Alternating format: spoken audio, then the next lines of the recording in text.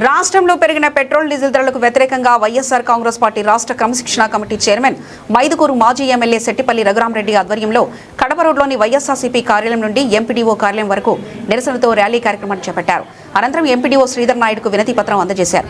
ఈ సందర్భంగా వైఎస్ఆర్ కాంగ్రెస్ పార్టీ రాష్ట్ర క్రమశిక్షణ కమిటీ చైర్మన్ మైదుకూరు మాజీ ఎమ్మెల్యే సెట్టిపల్లి రఘురామరెడ్డి మాట్లాడుతూ పెట్రోల్ డీజిల్ ధరలు పెరిగాయని, వాటి వల్ల ప్రజలపై అదనపు భారం పడుతుందని, అందువల్ల జరిగిన డీజిల్ పెట్రోల్ భారాన్ని తగ్గించాలని ఆయన డిమాండ్ చేశారు. చంద్రబాబు ఎన్నికల మేనిఫెస్టోలో ఇచ్చిన హామీలను తుంగలో తొక్కి పెట్రోల్ డీజిల్ ధరలు పెంచారని ఆయన మండిపడ్డారు.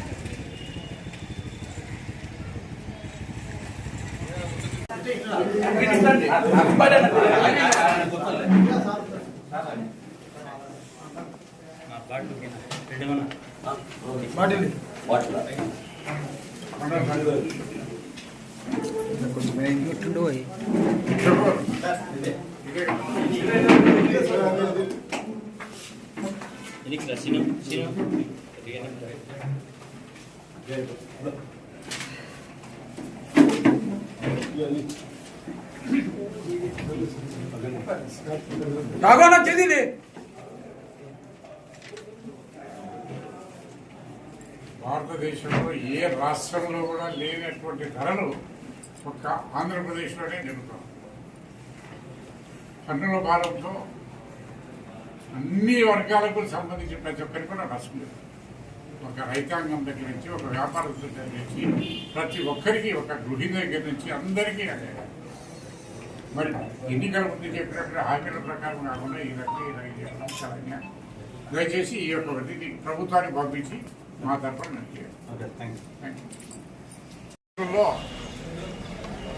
పచ్చి అబద్ధాల కోరు ఎవరు అంటే చంద్రబాబు.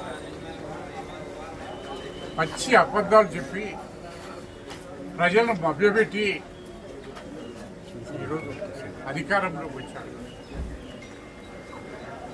మరి చెప్పిన ఎన్నికల ముందు చెప్పినటువంటి ఏ ఒక్కటైనా కానీ సక్రమంగా నెరవేర్చాడా అని చెప్పి అంతకంటే ఇంకా దుర్మార్గుడు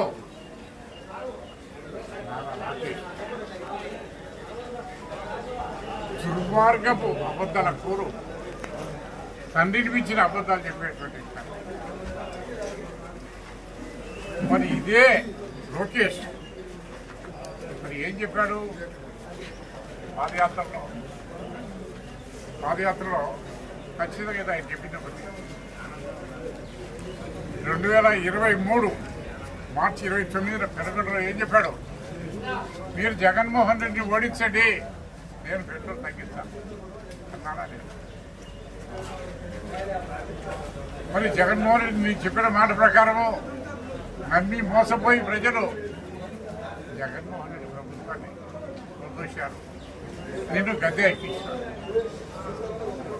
2 సంవత్సరాలు పూర్తయింది. 2 సంవత్సరాలు పూర్తయింది. ఏం చేసినావు? ఏ రకమైనటువంటి ప్రజలకు అందుబాటు అన్నిటికంటే మించి చెప్పిన అబద్ధాలతో అధికారంలో వచ్చినావు. అయిపోయింది. ఇప్పుడు మళ్ళీ నువ్వు అబద్ధాలుగా చెప్పి ప్రజలు ఇంకా మోసపుచ్చాలి. ప్రజలు ఈరోజు నమ్మే పొజిషన్లో లేరు, తెలుసుకున్నారు ఇదంతా అబద్ధాల రాజ్యము అని చెప్పేసి. మరి నువ్వు ఎన్నికల ఏ ఒక్కటి ఇప్పుడు ఇంకా చెప్తున్నాడు. నిన్ననే చూశాను. మీకు ఎంతమంది పిల్లలు? ముగ్గురా? ఇద్దరేనా? అయితే నీకు 30 లెక్క రాదు. అది కాదు,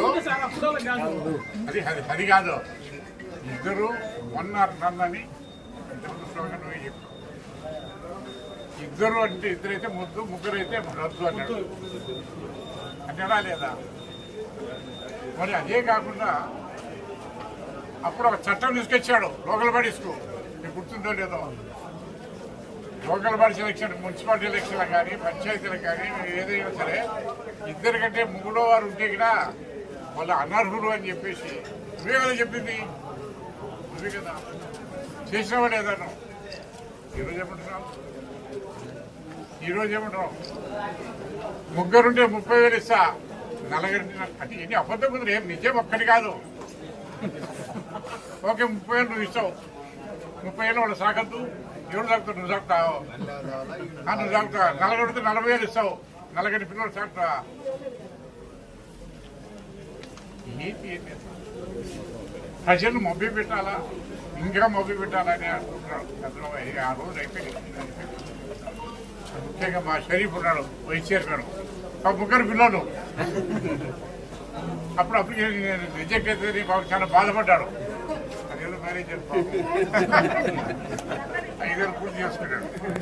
అంటే చాలా మంది బాబు అర్హత ఉండి సర్పంచ్గా గెలుస్తామని నమ్మకం ఉండేవాళ్ళు ముగ్గురు పిల్లలతో బాబు తీసుకొని చాలా మంది రాలేదు. చంద్రబాబు నాయుడు గారు ఒకటే చెప్తున్నారు,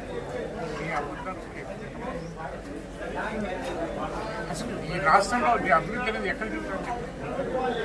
నేను ఒకటే ఇంతకుముందు ఇప్పుడు డిమాండ్ చేస్తాడా, నీ బడ్జెట్ రీజనల్ వైజ్ పెట్టు. రాయలసీమ రీజన్కు ఈ బడ్జెట్ లాస్ట్ ఇయర్ 2004-05, 5-6, ఇప్పుడు 6-7 కూడా బడ్జెట్ వచ్చింది. 3 బడ్జెట్లు వచ్చాయి. ఇంకా ఉండేది 2 బడ్జెట్లు కేవలం. ఈ 3 బడ్జెట్లలో రాయలసీమకు ఎంత ఖర్చు పెట్టావు, ఉత్తరాంధ్రకి ఎంత ఖర్చు పెట్టావు, సర్కార్కి ఎంత పెట్టావు, నీ అమరావతికి ఎంత పెట్టావు, ఒక్క దఫా లెక్కలు చెప్పే ధైర్యం ఈరోజు చెప్పిన అన్నిటికి మించి చూస్తాను. రైతాంగం మనకి చూస్తే నెత్తి మీద పెట్టినది.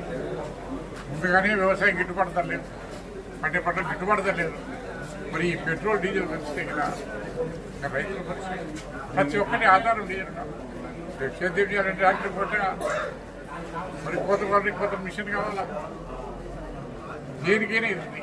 అన్నిటికంటే మించి ఈరోజు రైతుకు గిట్టుబాటు ధర లేకుండా ఈరోజు ఎరువులు పెంచినాడు. ఎరువులు మళ్ళీ దానికి వేరే కార్యక్రమం మళ్ళీ ఆలోచిస్తున్నాం. ఎరువులు విపరీతంగా పెంచేసి రైతులకు అందుబాటులో లేకుండా కొన్ని పెంచిన ధరకైనా నువ్వు ఇస్తాను వాటికి. ఈరోజు అవి కూడా లేవు.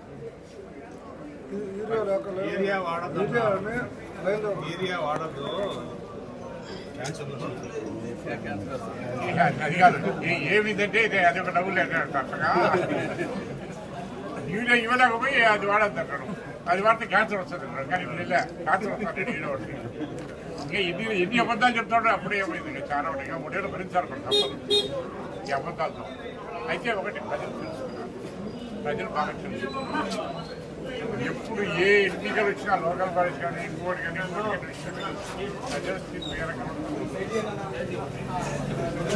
ఇన్ని ప్రజలకు ఇబ్బందులు కలిగి ఇన్ని అబద్ధాలు చెప్పినట్టు ముఖ్యమంత్రి భారతదేశంలో ఎక్కడే మరి అన్నిటికి మించి మనం చూస్తాము. పెట్రోల్ మీద వ్యాట్ ఒక్కటి 31 రూపాయలు. ఈరోజు 150 రూపాయలు ఎంత ఉంటే 31 రూపాయలు వ్యాట్, 4 రూపాయలు అటు ట్యాక్స్ కొట్టాలి. రోడ్డు ఇదే చెప్పేసి దానికి ఒక 4 రూపాయలు. మరి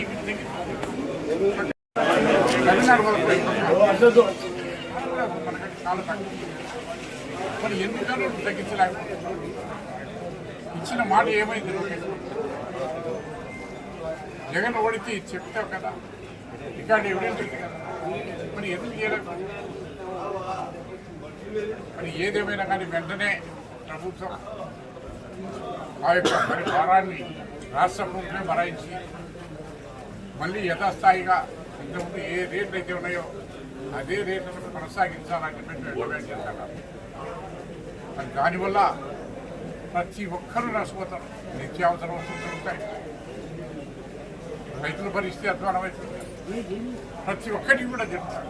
అదే రకంగా గ్యాస్ కూడా ఎక్కువ తెచ్చుకోవడం, 100 రూపాయలు తెచ్చుకోవచ్చు. ఒక లీటర్కి 1 రూపాయి ఏదో పెట్టి అది కూడా కమర్షియల్ అయితే డబుల్ అయిపోయింది. 3,000 రూపాయలు. హోటల్లో పోతే ఎవరైనా భోజనం పోతే నాకు బిల్లు వేస్తున్నారు. ఇడ్లీ 20 రూపాయలు అయితే గ్యాస్ 10 రూపాయలు అంటే యాడికి వచ్చి గ్యాస్ ఇచ్చాడరా అటువంటి పరిస్థితి ఉంది ఈ రాష్ట్రంలో. ఎక్కడా లేదు భారతదేశంలో. ఈ రాష్ట్రంలో ఉన్నటువంటి అసమానమైనటువంటి పరిపాలన, ఒకరిని మించి ఒకరు అబ్బాబుడు అబద్ధాలు చెప్పింది చెప్పి ప్రజలను మభ్యపెట్టాలా, మోసం చేశారు. ప్రజలు నమ్మినారు, మోసపోయినారు, ఒకసారి మోసపోయినారు, ఇక మళ్ళీ మోసపోయేదానికి సిద్ధంగా లేదు. ఖచ్చితంగా ఎప్పుడు ఏది వచ్చినా సరే బుద్ధి చెప్పేదానికి ఈ రాష్ట్ర ప్రజలు సిద్ధంగా ఉన్నారు. కాల్చుకోని చెప్పి